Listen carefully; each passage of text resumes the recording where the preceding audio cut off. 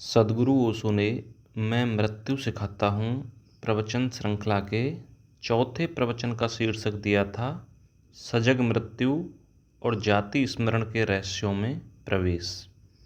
इस प्रवचन में ओशो से एक प्रश्न पूछा जाता है कि होश से मरा तो जा सकता है, लेकिन होश से जन्मा कैसे जा सकता है। इसका जवाब देते हुए ओशो कहते हैं कि मृत्यु और जन्म दो घटनाएं नहीं हैं, एक ही सिक्के के दो पहलू हैं, एक ही घटना के दो छोर हैं। और अगर कोई मृत्यु के क्षण होश को साधे रखता है तो वह अनिवार्य रूप से जन्म के समय होशपूर्ण ही रहेगा। हम सब बेहोश मरते हैं, इसलिए बेहोश ही जन्म लेते हैं। और दूसरी बात कि हम जन्म के संबंध में सीधा कुछ भी नहीं कर सकते। जो कुछ किया जा सकता है वह मृत्यु के संबंध में ही किया जा सकता है। जैसे हम मरते हैं वैसे ही हम जन्मते हैं।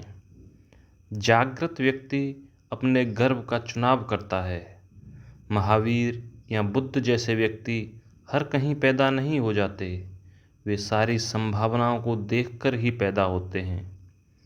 जिन्हें हम अवतार तीर्थंकर कहते हैं, वे जागे हुए ही लोग हैं जिन्होंने अपने गर्भ का चुनाव स्वयं किया होता है। लेकिन ध्यान रखने वाली बात यह है कि कोई होश को एकदम से उपलब्ध नहीं हो जाता है, धीरे धीरे इसकी तैयारी करनी पड़ती है। पहले हमें अपने दुखों और सुखों के प्रति होश को साधना होता है, उनके प्रति जागना होता है। जीवन के छोटे छोटे दुखों और सुखों के प्रति हमें होश पूर्वक रहकर इस प्रयोग की शुरुआत करनी चाहिए। और एक बड़े मज़े की बात है कि दुखों के प्रति जागना तो आसान है, लेकिन सुखों के प्रति जागना और भी मुश्किल है। अगर व्यक्ति दुख और सुख दोनों में यह बोध रख सके कि शरीर अलग है और मैं अलग, तो ये सुख और दुख भी साधना बन जाते हैं। यहाँ ओशो काशी नरेश का उदाहरण देते हुए कहते हैं कि काशी नरेश ने अपने पेट के ऑपरेशन के दौरान बेहोश होने से मना कर दिया था। उन्होंने डॉक्टरों को कहा था कि आप निश्चिंत होकर ऑपरेशन करिए, मैं उतनी देर ध्यान में रह सकता हूँ। डॉक्टरों को तो भरोसा ही ना आया। पहले उन्होंने नरेश की कलाई पर प्रयोग किया और जब पूरी तरह आश्वस्त हो गए तब उन्होंने पेट का ऑपरेशन किया। यह पहला ऑपरेशन था पृथ्वी पर जिसमें डॉक्टर पेट को खोलकर 1.5 घंटे तक बिना दवाई दिए काम करते रहे और नरेश पूरे होश में था।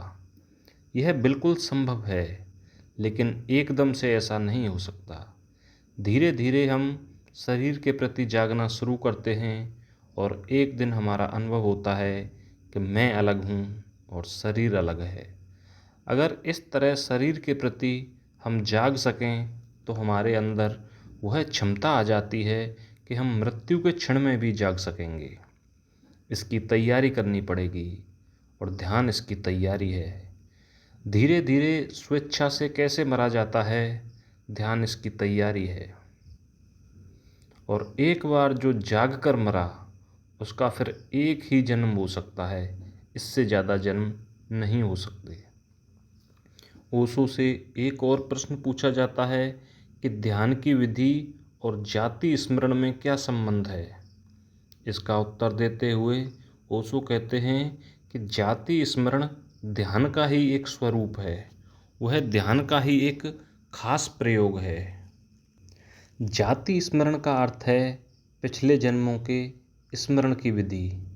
एक बार हमारे चित्त पर जो स्मृति बन जाती है फिर वह कभी मिटती नहीं है, केवल दब जाती है और ध्यान से उसे वापस से जाना जा सकता है। और इसके लिए हमें चित्त को अतीत के उन्मुख करना होता है, क्योंकि हमारा चित्त भविष्यगामी होता है। चित्त आमतौर पर भविष्य की ओर ही गति करता है और यह जीवन के हित में भी है।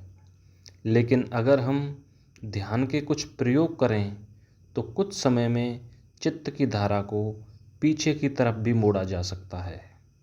बुद्ध ने इसे आलय विज्ञान कहा था। पिछले जन्म की स्मृति इस जीवन को अस्त व्यस्त कर देती है।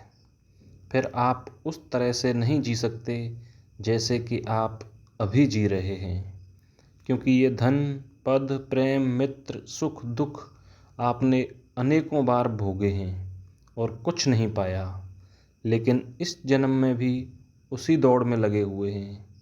एक बार अगर आपको पुराने जन्मों का स्मरण आ जाए तो फिर आप इस अंधी दौड़ से स्वतः ही दूर हो जाएंगे। जिन लोगों ने जगत को माया कहा है, उनके माया कहने का कारण जाति स्मरण ही है। यहाँ ओशो से एक और प्रश्न पूछा जाता है कि क्या आदमी पिछले जन्मों में पशु या पक्षी भी हो सकता है?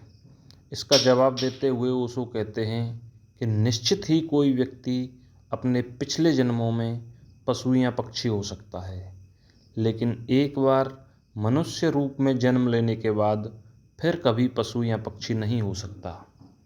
हम जिस योनि में हैं उस योनि में या तो लंबे समय तक टिक सकते हैं या फिर आगे जा सकते हैं, लेकिन पीछे नहीं लौट सकते। हमारी चेतना पिछले किन्हीं जन्मों में छींड़ रही होगी और निश्चित ही हम पशु पक्षियों की योनि में जन्म लेते रहे होंगे। इन प्रश्नों के उत्तर देने के बाद ओशो वहाँ उपस्थित लोगों को ध्यान करवाते हैं। अगर आप वह ध्यान करना चाहते हैं तो ध्यान की विधि की वीडियो का लिंक कमेंट बॉक्स में है। यह ध्यान की अत्यंत सरल विधि है और निश्चित रूप से प्रभावी है।